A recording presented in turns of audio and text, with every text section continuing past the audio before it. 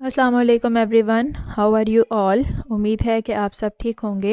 I am here with another lecture that is lecture number 99 for inter part 2, जिसमें हम लोग unit number 6 यानी कि ट्रांजिशन एलिमेंट्स के बारे में डिस्कशन कर रहे हैं। और अपने प्रीवियस लेक्चर में हमने शुरू किया था टॉपिक। सबसे पहले तो हमने बात की थी about the general properties, about the characteristics of the complex transition elements. उसके बाद हमने टॉपिक स्टार्ट किया था about the complex compounds. Complex compounds जो हैं इनमें मेनली पार्टिसिपेट करते हैं ट्रांजिशन एलिमेंट्स, जो कि सेंट्रल मेटल आयंस के तौर पे वहाँ पे प्रेजेंट होते हैं। ट्रांजिशन एलिमेंट्स में जब पार्टिसिपेट करते हैं कॉम्प्लेक्स कंपाउंड बनाने में, तो उसमें लाइगेंड्स भी प्रेजेंट हैं। और लाइगेंड किस तरह से कोऑर्डिनेट करेंगे, किस तरह से हिस्सा डालते हैं कॉम्प्लेक्स कंपाउंड को बनाने में, उस हिसाब से हमने देखा कि अगर हर लाइगेंड के अंदर सिंगल डोनर एटम प्रेजेंट है और वो जब सेंट्रल मेटल आयन के साथ कोऑर्डिनेट करते हैं, तो जो रिजल्टिंग कंपाउंड बनता है that is called as the complex compound. लेकिन जो लाइगेंड अगर पार्टिसिपेट कर रहा है उसके अंदर एक से ज़्यादा मुख्तलिफ डोनर एटम्स प्रेजेंट हों, मुख्तलिफ किस्म के नहीं, सेम हो सकते हैं, डोनर एटम्स प्रेजेंट हों, तो उसकी वजह से इन डोनर एटम्स की कोऑर्डिनेशन की वजह से जो कंपाउंड बनता है सेंट्रल मेटल आयन के साथ, that is called as the chelate. ये दोनों हमने डिफरेंट पढ़ी। आज का जो हमारा टॉपिक है इसमें हम लोग डिस्कशन करेंगे अबाउट द नोमेनक्लेचर, यानी कि नेमिंग सिस्टम, नेमिंग प्रोसेस, कि किस तरह से कॉम्प्लेक्स कंपाउंड को नेम किया जाता है। अब जब भी हम लोग नेमिंग प्रोसेस को स्टडी करते हैं, चाहे वो हम लोग कॉम्प्लेक्स कंपाउंड्स की पढ़ें या आगे चल के आप जब पढ़ेंगे different types of organic compounds के नेमिंग प्रोसेस, तो नेमिंग प्रोसेस के लिए भी एक स्पेशल सिस्टम है that is called as the IUPAC system. इस IUPAC सिस्टम के हिसाब से इस सिस्टम को हम कहते हैं इनऑर्गेनिक कमेटी, नोमेनक्लेचर कमेटी। ये इनऑर्गेनिक कंपाउंड्स के लिए जो नेमिंग प्रोसेस है उसके लिए एक स्पेशल कमेटी दी गई है जिसे हम लोग IUPAC कहते हैं। और ये डिफरेंट रूल्स, डिफरेंट रिकमेंडेशंस देती है कि जब भी आप किसी इनऑर्गेनिक कंपाउंड के बारे में नेमिंग मतलब किसी न्यू इनऑर्गेनिक कंपाउंड को नेम देना चाहते हैं, तो आपको इस सर्टेन रूल्स को, इस सेट ऑफ रूल्स को फॉलो करना है, तभी आपके जो रिकमेंडेशन है, नेमिंग प्रोसेस है, वो करेक्ट माना जाएगा। Otherwise it would be wrong अगर वो उन रूल्स को फॉलो ना करें तो इन रूल्स के हिसाब से जो सबसे पहला रूल है उसके हिसाब से the cations are always name before the anions. जब भी कॉम्प्लेक्स कंपाउंड है उसके अंदर चाहे जो कैटायन कॉम्प्लेक्स फॉर्म में है या फिर सिंपल फॉर्म में है, वो हमेशा एन आयन से पहले ही मेंशन किया जाएगा नेमिंग के दौरान। जैसे कि अगर हम लोग एग्जांपल लेते हैं KFECN6 की, this is a complex compound. तो जब हम अगर इसके नेमिंग प्रोसेस को देखते हैं, इसके नेम को देखते हैं, तो इसका नेम आता है पोटेशियम हेक्सासाइनोफेरेट। तो आप देखेंगे सबसे पहले यहाँ पे this potassium is a cation, तो यहाँ पे पोटेशियम सबसे पहले जिक्र हुआ है पोटेशियम का, because it is a cation. उसके अलावा अगर हम लोग एक और एग्जांपल लेते हैं अबाउट CuNH3 4 SO4। यहाँ पे जो ये वाला पार्ट है दिस इज़ अ कैटायन और ये part this is an ion. तो कैटायन के हिसाब से टेट्रा एमाइन कॉपर, पहले इस कैटायन का नाम आया और बाद में हम सल्फेट लगाएंगे। तो आप देख सकते हैं कि सबसे पहले जो IUPAC का कमेटी के हिसाब से जो रिकमेंडेशन है, उन्होंने कहा है कि जब भी आप नोमेनक्लेचर करते हैं, जब भी आप नेमिंग प्रोसेस रखेंगे, नाम रखेंगे किसी भी कॉम्प्लेक्स कंपाउंड का, तो आपने सबसे पहले ये कंसिडर करना है कि उसके अंदर कैटायन कौन सा है और एनायन कौन सा है। अब कैटायन का नेम जो है हमेशा एनायन के नाम से पहले आना चाहिए, चाहे वो कैटायन सिंपल फॉर्म में है, चाहे वो कैटायन कॉम्प्लेक्स फॉर्म में है, लेकिन सबसे पहले हम लोग कैटायन का नेम मेंशन करेंगे और उसके बाद ही एनायन का नाम आता है। फॉर एग्जांपल यहाँ पे पोटेशियम हेक्सासाइनोफेरेट है, पोटेशियम का नाम पहले because it is a cation. Similarly अगर हम लोग दूसरी एग्जांपल को देखते हैं, टेट्रा एमाइन कॉपर, इसका पहले नाम आया है और बाद में सल्फेट है, because sulphate is an anion और ये एक कैटायन है, इसलिए पहले कैटायन को मेंशन किया गया है और उसके बाद एनायन को मेंशन किया गया है। उसके बाद सेकंड जो रूल है, फर्स्ट रूल हमें समझ आ गया कि पहले हमने जब भी नेमिंग प्रोसेस करनी है कैटआयन का नाम पहले रखना है और एनायन का नाम बाद में रखा जाएगा। सेकंड रूल क्या है कि जब हम लोग कोऑर्डिनेशन स्फीयर के अंदर की बात करते हैं, यानी कि स्क्वायर ब्रैकेट के अंदर की बात करें, चाहे ये स्क्वायर ब्रैकेट कैटआयन का है या फिर ये स्फीयर ब्रैकेट जो है कोऑर्डिनेशन स्फीयर जो है ये किसी एनायन का है, तो इनके जो लाइगेंड्स हैं they are always named in alphabetical order. जब लाइगेंड्स का नाम रखते हैं, चाहे वो साइनाइड है या फिर अमाइनो ग्रुप है, तो इनका जब भी अगर एक से ज़्यादा मुख्तलिफ़ किस्म के लाइगेंड्स प्रेजेंट हैं तो अल्फ़ाबेटिकल ऑर्डर को हम लोग फॉलो करेंगे। यानी कि अगर कोई लाइगेंड है जिसका नाम ए से स्टार्ट है तो पहले उसका नाम मेंशन होगा, फिर बी का, फिर सी का, फिर डी का। तो अल्फ़ाबेटिकल ऑर्डर को हम लोगों ने फॉलो करना है with in the coordination sphere. जब भी हम लोग लाइगेंड्स को मेंशन करेंगे तो उनको हमेशा अल्फ़ाबेटिकल ऑर्डर में देखना है। हमने इसमें यह नहीं देखना कि लाइगेंड्स उनकी नेचर क्या है या उनका नंबर क्या है या फिर वो कैटआयन है या एनायन है। उसके बाद लाइगेंड्स का नाम रखने के बाद हम लोग मेंशन करते हैं सेंट्रल मेटल आयन का। जैसे कि यहाँ पे हमने कहा था पोटेशियम हेक्सासाइनोफेरेट है, तो पोटेशियम हेक्सासाइनोफेरेट में पहले पोटेशियम जो कि कैटआयन था, ये पहला रूल नंबर 1 था। फिर with in the square bracket hexacyano यानी कि पहले हम लोगों ने साइनो यानी कि सी से नाम शुरू हो रहा है, पहले हम लोगों ने लाइगेंड का नाम रखा, फिर फेरेट यानी कि जो मेटल आयन है। सिमिलरली अगर हम इसमें देखते हैं that is tetra amine copper, tetra यानी कि 4, ये तो हमने रख लिया, वो बाद में पता करते हैं कि टेट्रा किस तरह से लिखना है। फिर एमाइन देखें तो एमाइन ए और कॉपर बाद में आता है क्योंकि सी से है, तो पहले एमाइन का नाम बाद में कॉपर का। तो हमने अभी तक नेमिंग प्रोसेस में क्या स्टडी किया कि अगर कैटआयन और एनायन को देखना है तो सबसे पहले कैटआयन का नाम मेंशन करेंगे, और अगर हम स्क्वायर ब्रैकेट को देखते हैं तो स्क्वायर ब्रैकेट में हम लोग अल्फ़ाबेटिकल ऑर्डर को मेंशन करेंगे लाइगेंड्स के हिसाब से। के लाइगेंड के दोनों के अल्फ़ाबेट्स को देखेंगे, जिसका अल्फ़ाबेट पहले आता है पहले उसके नेम को मेंशन किया जाएगा। और उसके बाद जैसे यहाँ पे आपने देखा लाइगेंड का नाम पहले मेंशन होके मेटल आयन का नाम बाद में आया है। उसके अलावा जो ये प्रीफिक्सेस लगते हैं, जैसे हमने यहाँ पे देखा हेक्सासाइनो या टेट्राएमाइन, ये जो प्रीफिक्सेस हैं जिसे हम लोग di, tri, tetra, penta, hexa, ये जो प्रीफिक्सेस हैं they are use to specify the number of coordinated ligands, यानी कि कोऑर्डिनेशन का जो नंबर है उसको स्पेसिफाई करने के लिए कि कितने लाइगेंड्स के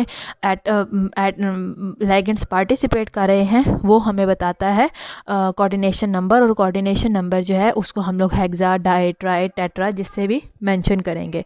जैसे यहाँ पे 6 साइनाइड के लाइगेंड्स थे तो हम लोगों ने पोटेशियम हेक्सोसाइनाइड 6 यानी कि 6 साइनाइड के एटम से फिर मेटल आयन का नाम रखा। सिमिलरली यहाँ पे टेट्रा एमाइन कॉपर है तो टेट्रा यानी कि 4 एमाइन के ग्रुप्स अटैच्ड हैं।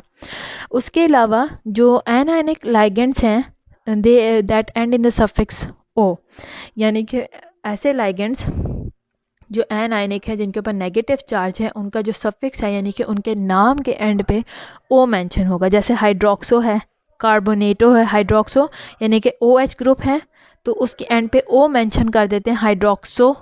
ओ से पता चलता है कि आपका जो लाइगेंड होगा वो पॉजिटिव होगा या नेगेटिव होगा।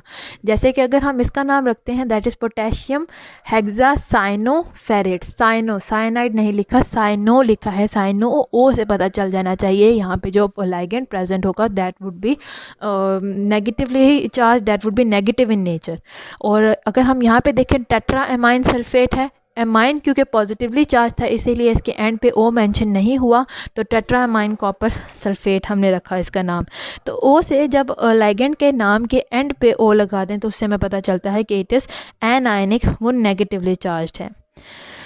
उसके अलावा जो न्यूट्रल लाइगेंड्स हैं उनका नाम हमेशा हम लोग अनचेंज रखते हैं। जैसे एमाइन हो गया, इसका नाम हम लोग चेंज नहीं करते हैं। जैसे अगर वाटर पार्टिसिपेट कर रहा है तो वाटर भी न्यूट्रल है, वो एक्वा रहेगा। और उसके अलावा कार्बोनाइल ग्रुप पार्टिसिपेट कर रहा है वो भी न्यूट्रल है तो कार्बोनाइल ही रखेंगे, इसके साथ कोई भी सफिक्स या प्रीफिक्स ऐड नहीं करेंगे in the name of ligand based, क्योंकि वो न्यूट्रल है।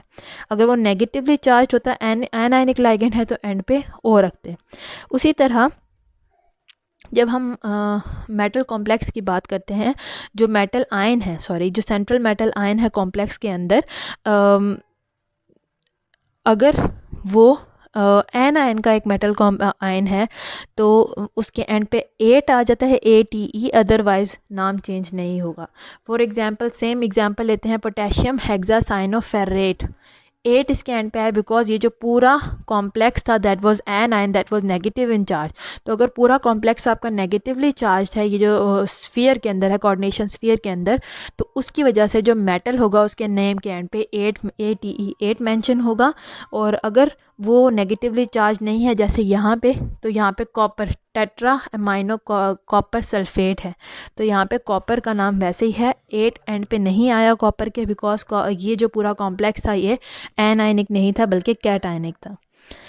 उसके अलावा जो कि ऑक्सीडेशन नंबर होता है मेटल आयन का, it is always represented by the Roman numeral in parenthesis, यानी कि जब भी आप इनके नेमिंग प्रोसेस को रखते हैं तो उसमें जो भी उस मेटल आयन का ऑक्सीडेशन नंबर होगा वो आप रोमन नंबर्स में लिखते हैं। एग्जांपल मैं आपको समझा देती हूँ कि ये किस तरह से होगा। हम यही फर्स्ट एग्जांपल को अगर देखते हैं, इसका नाम मैंने अभी तक जब भी इसका नाम मेंशन किया है दैट इज़ पोटेशियम हेक्सासाइनोफेरेट, ये इसका नाम है। और क्योंकि यहाँ पे जो आयरन का ग्रुप है, आयरन का जो सेंट्रल मेटल आयन है, इसके ऑक्सीडेशन स्टेट यहाँ पे +2 थी। ये हमने तब भी देखा था जब हम अपने प्रीवियस लेक्चर में इसका यहाँ पे कोऑर्डिनेशन नंबर, वो कोऑर्डिनेशन स्फीयर का नंबर फाइंड आउट कर थे, दैट वाज -4।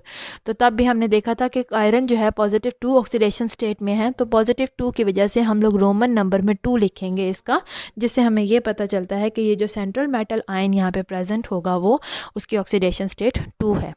हम एक दफ़ा फिर से इस नेम को लेके तमाम रूल्स को फॉलो कर लेते हैं। रूल्स के हिसाब से रूल नंबर 1 था कि जो भी इस कॉम्प्लेक्स आयन में, कॉम्प्लेक्स कंपाउंड के अंदर जो भी आयन कैटायन होगा उसका नाम सबसे पहले मेंशन होगा। यहाँ पे हमारे पास कैटायन था पोटेशियम, इसीलिए पहले पोटेशियम का नाम मेंशन किया गया। फिर अगर हम इसके अंदर से देखते हैं, यहाँ पे साइनाइड है और फेरस है, यानी कि C पहले F बाद में, तो इसीलिए पहले हम लोग लाइगेंड का नाम मेंशन करेंगे, बाद में सेंट्रल मेटल आयन का। तो हेक्सा का मतलब है कि कितना कोऑर्डिनेशन नंबर है, कितने लाइगेंड्स प्रेजेंट है, 6 थे, इसीलिए हेक्सासाइनो, O लगाया है। O से हमें ये पता चलता है कि ये जो साइनाइड है that is anionic in nature. अगर ये एनायनिक ना होता तो हम O ना लगाते। तो हेक्सासाइनोफेरेट, फेरस से निकला है यानी आयरन। और ATE का नाम इसलिए मेंशन किया है बिकॉज ये जो पूरा कॉम्प्लेक्स था, ये जो कोऑर्डिनेशन स्फीयर था दैट वाज एनायनिक। अगर ये एनायनिक ना होता तो हम फेरस लिखते, फेरेट ना लिखते। और उसके बाद ये जो मैंने रोमन नंबर में 2 लिखा है, इसका मतलब है कि जो ऑक्सीडेशन स्टेट है आयरन, जो कि सेंट्रल मेटल आयन है, उसकी ऑक्सीडेशन स्टेट दैट इज़ 2। अगर इसकी ऑक्सीडेशन स्टेट 4 होती तो हम इसके आगे रोमन नंबर में 4 मेंशन करते। इसी तरह हम लोग 2-3 एग्जांपल्स को और देख लेते हैं उनके नेम्स के साथ, और देखते हैं कि किस तरह से ये नेम्स को फॉलो करते हैं। उम्मीद है आपको इसकी एग्जांपल की समझ आई हो, दैट इज़ पोटेशियम हेक्सासाइनोफेरेट, कि ये किस तरह से डिफरेंट, मतलब इसका नेम हमने किस तरह से रखा है, by following all the rules that are given by the IUPAC। Now moving on to the next example. Now this is another example of the complex compound.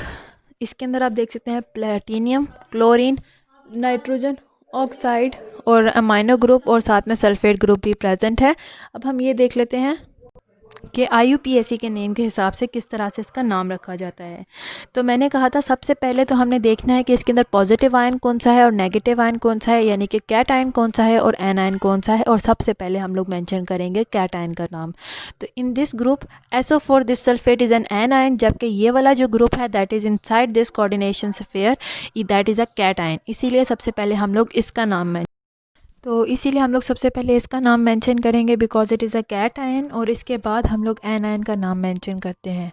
अब हम ये एग्जांपल देख लेते हैं कि किस तरह से लिखते हैं नॉमेनक्लेचर के रूल्स को फॉलो करते हुए। तो अगर हम लोग यहाँ पे देखें, there are within this sphere, क्योंकि हम लोगों ने सबसे पहले इसको लिखना है because it is a cation, complex में है। तो सबसे पहले हम लोग इस स्फीयर के अंदर, कोऑर्डिनेशन स्फीयर के अंदर देखते हैं। This is platinum, it is starting with P, chloro C, nitro group N and amine group ammonia से एमाइन ग्रुप A। तो अगर हम अल्फ़ाबेटिकल ऑर्डर को स्टडी करें तो सबसे पहले ये एमाइन ग्रुप है, इसीलिए A से शुरू होगा अल्फ़ाबेटिकल ऑर्डर। सबसे पहले अमाइन ग्रुप को फॉलो करेंगे, लिखेंगे, और बिकॉज यहाँ पे इसका कोऑर्डिनेशन नंबर 4 है तो हम लोग लिखेंगे टेट्रा एमाइन। अब चूँकि यहाँ पे एमाइन था, इट इज़ न्यूट्रल, इसके ऊपर कोई भी पॉजिटिव या नेगेटिव चार्ज नहीं होता, तो न्यूट्रल होने की वजह से हम इसका नाम एंड पे एज इट इज़ रखेंगे, ओ से मेंशन नहीं करेंगे। टेट्राएमाइन के बाद जो नेक्स्ट लाइगेंड का नाम दैट इज़ क्लोरीन, और चूँकि क्लोरीन जो है इट इज़ नेगेटिवली चार्ज, ये एनाइन की सूरत में लाइगेंड प्रेजेंट होता है, इसीलिए इसके नेम को हम लोग क्लोरीन के बजाय लिखेंगे क्लोरो। क्लोरो के बाद आता है सी के बाद एन नाइट्रो, नाइट्रो भी आएगा ओ क्योंकि इट इज़ नेगेटिवली चार्ज, और नाइट्रो के बाद हम लोग लिखेंगे प्लेटिनियम। प्लेटिनियम लिखेंगे, प्लेटिनेट नहीं लिखेंगे। प्लेटिनियम तब लिखते हैं जब ये कॉम्प्लेक्स कैटायन है, अगर ये एनायन होता तो हम प्लेटिनेट लिखते, क्योंकि एनायन के अंदर सेंट्रल मेटल आयन के एंड पे 8 आता है, ATE, तो प्लेटिनम आएगा। प्लेटिनम, अब यहाँ पे अगर हम देखें प्लेटिनम का जो ऑक्सीडेशन स्टेट यहाँ पे पूरे स्फीयर के अंदर +4 है, इसीलिए हम लोग यहाँ पे रोमन नंबर में इसका 4 लिखेंगे, जिससे हमें ये पता चलता है कि प्लेटिनियम की इस पूरे स्फीयर के अंदर, कोऑर्डिनेशन स्फीयर के अंदर, इस कैटायन के अंदर इसका ऑक्सीडेशन स्टेट +4 थी, जो कि हमें इस रोमन नंबर से पता चलती है। और इसके बाद हम लोग मेंशन करते हैं सल्फेट। सल्फेट यानी कि ये वाला दैट इज़ एन एनायन। तो यहाँ पे हम लोगों ने रूल्स को फॉलो करते हुए सबसे पहले कैटायन को लिखा है, that is this complex cation, और उसके बाद एनायन। एनायन हमने सिंपली वैसे ही सल्फेट लिख दिया। जब कैटायन को देखा, सबसे पहली बात हम लोगों ने यहाँ पे लिखा है टेट्रा, मतलब कि हम लोगों ने प्रीफिक्स लगाया है, that depends upon the coordination number of the ligand. जिस लाइगेंड का कोऑर्डिनेशन नंबर होगा ठीक उसके पहले लगाना है, ऐसा नहीं कि आप बिगनिंग में लगा लेंगे, क्योंकि यहाँ पे अल्फ़ाबेटिकल ऑर्डर के हिसाब से सबसे पहले हम एमाइन को मेंशन करने वाले थे, इसीलिए एमाइन के साथ टेट्रा लगाया, बिकॉज एमाइन यहाँ पे इसके 4th कोऑर्डिनेशन नंबर था। इसके बाद नाइट्रो, उसके बाद क्लोरो, अल्फ़ाबेटिकल ऑर्डर फॉलो करते हुए फिर नाइट्रो, ओ से पता चला नेगेटिवली चार्ज है, फिर प्लेटिनम, फिर 4, जिससे हमें उसके ऑक्सीडेशन स्टेट का पता चला, और सल्फेट को एज इट इज़ ही लिखेंगे। इसके बाद अगर हम लोग देखते हैं another example of the complex compound, उसको भी स्टडी करते हैं। इस एग्जाम्पल में आपने देखा कि ये जो कॉम्प्लेक्स था, इसके अंदर मॉलिक्यूल वो जो था दैट वाज अ कैटायन। इससे पहले हमने एग्जाम्पल में देखा उसके अंदर वो एनायन था, इसीलिए उसका नाम बाद में मेंशन हुआ था, दैट वाज पोटेशियम हेक्सासाइनोफेरेट। उसके अंदर पहले पोटेशियम कैटायन का नाम था जो सिंपल था आयन, और उसके बाद कॉम्प्लेक्स आयन का नाम मेंशन हुआ था जो कि एक एन आयन के तौर पे एग्जिस्ट कर रहा था। इसके बाद हमने जब एग्जांपल देखी टेट्राएमाइन क्लोरो नाइट्रो प्लेटिनम 4 सल्फेट की, उसके अंदर हमने देखा था कि पहले कैटायन जो था वो कॉम्प्लेक्स फॉर्म में था, और कैटायन को पहले नाम मेंशन करना है, इसीलिए पहले कॉम्प्लेक्स आयन के नाम मेंशन किया, बाद में एन आयन का नाम मेंशन किया। अब हम लोग एक और एग्जाम्पल ले लेते हैं, दैट इज़ कोबाल्ट नाइट्रो। अगर हम यहाँ पे देखें तो ये सिंगल मॉलिक्यूल है, ठीक है, इसके अंदर कोई भी आयंस नहीं बने हैं, ये न्यूट्रल फॉर्म में है। अगर हम अब इसकी एग्जांपल लेते हैं, इसका नाम मेंशन करने वाले हैं, तो सबसे पहले ये है कोबाल्ट, सी से शुरू हो रहा है, ये नाइट्रो ग्रुप है जो कि एन से शुरू हो रहा है, और ये अमाइनो ग्रुप है जो कि ए से शुरू हो रहा है। तो हम लोग सबसे पहले इसको मेंशन करेंगे। अमाइनो ग्रुप का यहाँ पे कोऑर्डिनेशन नंबर था 3, इसीलिए हम लोग लिखेंगे ट्राई एमाइन, यानी कि इसका कोऑर्डिनेशन नंबर 3 था, ट्राई एमाइन। फिर नाइट्रो, अल्फ़ाबेटिकल के हिसाब से फिर हम लोग नाइट्रो लिखेंगे, cobalt because it was a central metal ion, इसका हम लोग नाम एंड पे लिखेंगे। नाइट्रो के साथ जो थे इसके कोऑर्डिनेशन नंबर 3 ही था, that is why we will again mention tri nitro, यानी कि 3 नाइट्रो के लाइगेंड्स मौजूद थे, और उसके बाद एंड पे लिखेंगे कोबाल्ट, एंड कोबाल्ट के साथ हम लोग यहाँ पे मेंशन कर देते हैं 3 का मतलब है कि इसकी यहाँ पे कोबाल्ट की ऑक्सीडेशन स्टेट जो है 3 थी। तो इस तरह से हम लोग नेम्स के ज़रिए अंदाज़ा लगा सकते हैं कि सबसे पहले जो नाम मेंशन हुआ है, यानी कि हम अंदाज़ा लगा सकते हैं कि जो भी कॉम्प्लेक्स मॉलिक्यूल था, जब उसकी ब्रेक डाउन हुई, आयनाइजेशन हुई, तो उसमें से आयन कैटायन कौन सा होगा, एन आयन कौन सा होगा, और उसके अंदर ऑक्सीडेशन स्टेट क्या होगी मेटल आयन की, और उसके अलावा इसके अंदर कौन कौन से लाइगेंड्स पार्टिसिपेट कर रहे हैं, लाइगेंड्स का कोऑर्डिनेशन नंबर क्या होगा, और कोऑर्डिनेशन नंबर के अलावा लाइगेंड्स किस सूरत हाल में होंगे, उनकी नेचर क्या होगी, क्या वह पॉजिटिवली चार्ज हैं, नेगेटिवली चार्ज हैं या फिर न्यूट्रल हैं। तो हम लोग with the help of nomenclature बहुत सारी बातों का अंदाज़ा लगा सकते हैं फॉर द कॉम्प्लेक्स कंपाउंड्स। तो जब हम लोग लिखते हैं फार्मूला कॉम्प्लेक्स आयन का, तो जो आम तौर पे क्या होता है कि जो सिंबल होता है सेंट्रल मेटल आयन का, उसको सबसे पहले लिखते हैं, that is the central metal ion. इसका सिंबल हम लोग सबसे पहले लिखते हैं, this is the symbol of cobalt. तो हम लोग इसका सिंबल सबसे पहले लिखेंगे। उसके बाद एनायनिक लेजेंड्स का अल्फ़ाबेटिकल ऑर्डर के हिसाब से हम उनका नाम लिखते हैं। फिर न्यूट्रल लेजेंड लाइगेंड्स का नाम लिखेंगे अल्फ़ाबेटिकल ऑर्डर में, यानी कि दिस इज़ एन एनायनिक, इसीलिए पहले इसको मेंशन किया, फिर ये न्यूट्रल था, इसका एंड पे नाम मेंशन करते हैं। अब ये फार्मूलाज की बात हो रही है। और फिर उसके बाद formula of the whole complex ion is enclosed in square brackets. जो ये कॉम्प्लेक्स आयन था इसको स्क्वायर ब्रैकेट्स के अंदर क्लोज करते हैं। और उसके बाद साथ में जो भी आपने एन आयन सिंपल फॉर्म में ऐड करना है या कैट आयन। तो यहाँ पे उन्होंने ना सिर्फ आपको नोमेनक्लेचर यानी नेमिंग प्रोसेस का बताया है, बल्कि ये भी बताया है कि जब आपने इनका फार्मूला लिखना है तो किस रूल को फॉलो करना है। कि फार्मूला लिखते हुए, इनके सिंबल्स लिखते हुए, सबसे पहले हम सेंट्रल मेटल आयन का फार्मूला मेंशन करेंगे सिंबल। उसके बाद हम लोग किसी एन आयन जो लाइगेंड्स हैं, अगर एक से ज़्यादा एन आयनिक लाइगेंड्स हैं तो उनको अल्फ़ाबेटिकल ऑर्डर के हिसाब से मेंशन करेंगे। ये एन आयनिक लाइगेंड है इसलिए इसको पहले मेंशन किया। और एन आयनिक लाइगेंड जब ख़त्म हो जाएं और उसके बाद आपके पास कोई पड़े हुए हैं न्यूट्रल लाइगेंड्स, तो तब आप न्यूट्रल लाइगेंड्स अगर एक से ज़्यादा हैं तो इनके अल्फ़ाबेटिकल ऑर्डर को फॉलो करते हुए उनके फार्मूलाज को, उनके सिंबल्स को मेंशन करेंगे। और उसके बाद ये जो पूरा कॉम्प्लेक्स है इसको स्क्वायर ब्रैकेट के अंदर मेंशन करते हैं, इसको इनक्लोज कर देते हैं स्क्वायर ब्रैकेट के अंदर। और हर जो लाइगेंड है उसके साथ उसका कोऑर्डिनेशन नंबर लिखेंगे, जिससे हमें उसका पता चलेगा कि कितने लाइगेंड्स जो हैं उन्होंने कोऑर्डिनेट किया है सेंट्रल मेटल आयन के साथ। तो ये था मेरा लेक्चर नोमेनक्लेचर के ऊपर। उम्मीद है आपको समझ आई हो, मेरी वजह से आपको आसानी हो। अगर यहाँ तक आपको कोई भी प्रॉब्लम है तो आप मुझसे कमेंट सेक्शन में पूछ सकते हैं। I am here to help you out and अल्लाह हाफिज़ टिल माय नेक्स्ट लेक्चर।